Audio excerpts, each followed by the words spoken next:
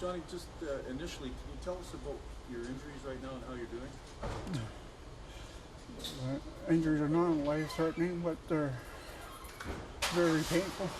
I've broken a bone in my hand, and about 6, 8 punctures in my hip and down into my leg, and a big patch of scalp torn off. What's the procedure from here? I heard you're going into surgery today. 2:45. Can you tell me a little bit about that? What the plan is? Well, there's what do you call it? Rotary. I can't remember the exact term for it, but he said there's a bone there that had been broken in two. So they're going to go and put a plate in there and bolt it back together, which means there won't be any cast or anything put on it. Now you've been working really closely with your care team. What kind of procedures, what have you been going through over the past couple of days since you arrived here? Basically, they're starting the healing part all over. Trying to be strong.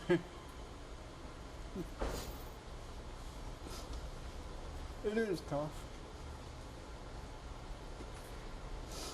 What are the doctors saying about your prognosis? He said everything's good. He says I'm surprised how fast I'm recovering. It's emotional scars. It's going to take a little longer. Can you tell us a little bit about that? I keep waking up with a bear attacking me. I could smell his fur. Johnny, I know At times I can't even look at people's faces without seeing the bear being there.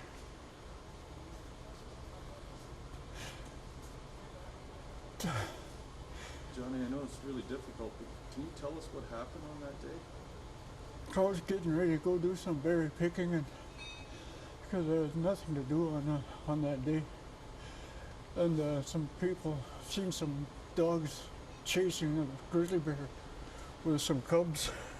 So I stopped. I figured I'll wait for a while, let things settle down. So I waited about an hour and a half. I went out. I was about 20 minutes into picking, and I felt like I got hit by a truck. And that's when I felt like I could hear the grinding and feel the grinding on my skull when the bear was ripping my scalp off. He let go, grabbed me by the neck. It started shaking me around a bit and let it go again and grabbed me by the waist. The cubs started yowling. It took off, and I rolled over on my back. It was approximately about 2 meters away from me. And it come back, and I could see it was looking to kill. And it started looking for me. It found me and it jumped. I put my feet up and I kicked it. It went over the top of me. And apparently there was some big rocks that it landed on. I blacked out after that. I don't know how long. But when I come to again, there was nothing around me. It was just silent. And then you walked. You got yourself up and you walked. Yeah, How did you find that strength? I don't know. It's like I was thinking about my family. Now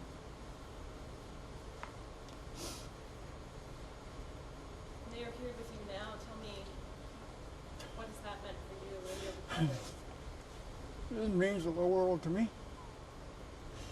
To know that our family is still strong. What I would like to know, see them educate the people more about bringing dogs from the city into small communities. Because big dogs go in that are fighting dogs and stuff. They go after a bear. They piss the bear off. The bear comes back to the master. But these were my neighbor's dogs, and they were known for harassing bears. And they were apparently at the time when I started to walk, not knowing that they were still chasing those 3 bears.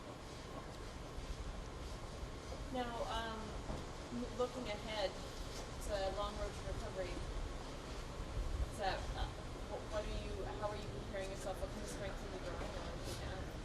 one step at a time. Can't plan too far ahead.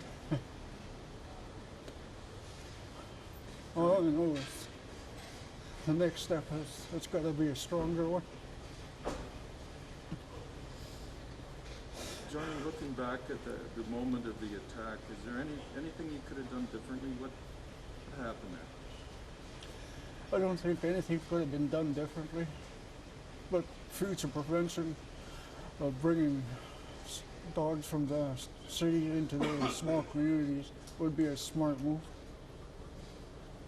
Educating the people on how animals that are brought up in the city aren't used to guarding their families and stuff against these kind of dangers.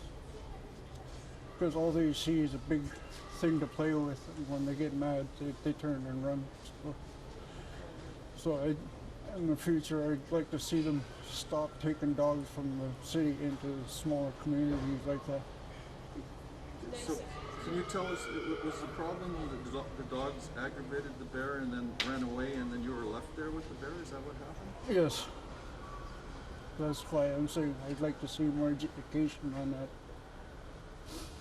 Okay, so can you tell us then what was the situation with the dogs? Can you explain that, please?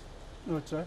Explain the situation with the dogs and how it affected the situation. Can you talk through that about what the dogs were doing and then what happened? I can't really find the words for that right now because I'm just more thinking of wanting to go and lay down. They're going through a lot. They can't do anymore. I know you're very emotional right now, John. Given the circumstances, so can you consider yourself lucky? Very lucky. But yeah, I do have to thank everybody in my community for all the great things they've done and the strength my brother has given me. Being there, going from his job to here to be with me at the drop of a hat. All my family was here. Can you tell us how you feel about the emergency services and everything that happened to get you out of there and get you here? Everybody here was phenomenal. Doctors, paramedics, pilots, most of all my brothers.